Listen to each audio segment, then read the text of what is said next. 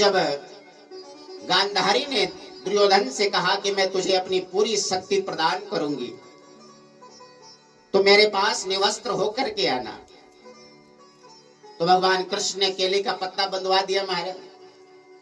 गांधारी ने अपनी शक्ति प्रदान कर दी तो जितना शरीर आवरण से रहित था वो सारा वज्र का बन गया और बाकी वो छूट गया था। तो इस प्रकार से कई शास्त्र में दिए गए हैं हमारे सनातन धर्म में किस प्रकार से पालन करना चाहिए। धोती इत्यादि पहन सको तो अच्छी बात है, नहीं तो शुद्ध वस्त्र पूजा पाठ के लिए बताया गया है।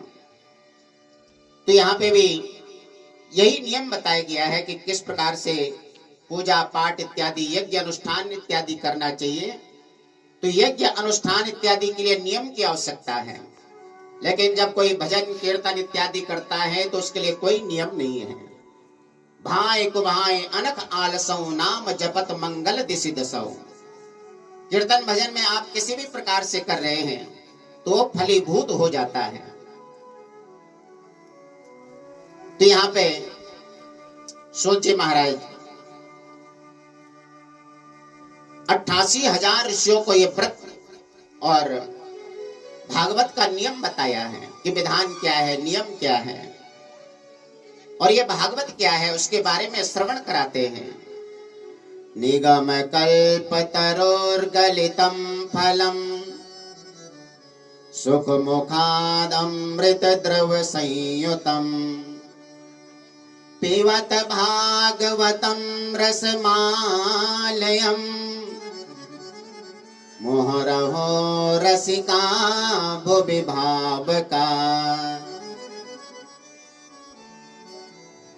तो ये भागवत क्या है? वेद रूपी कल्प वृक्ष का पका हुआ फल है, गलितम फलम। आप कहोगे फल में तो गुठली छिलका इत्यादि होता है, क्या इसमें भी गुठली छिलका है? बिल्कुल नहीं, केवल अमृत भरा पड़ा है इसमें, अमृत द्रव संयुतम। तो फिर क्या करना चाहिए? कहते हैं इसे पीना चाहिए। व्यास जी चाहते तो कह देते शृणु तो भागवतम, लेकिन नहीं कहा। व्यास जी कह रहे हैं पिबत भागवतम, भागवत को पीना चाहिए। तो पीने और सुनने में अंतर है।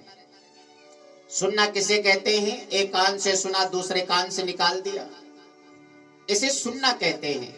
और पीना किसे कहते हैं? कि आपने दोनों कर्ण पुटों से सुना और हृदय में उतार दिया, तो इसे पीना कहते हैं। इसलिए व्यास जी महाराज कहते पिबत भागवतम।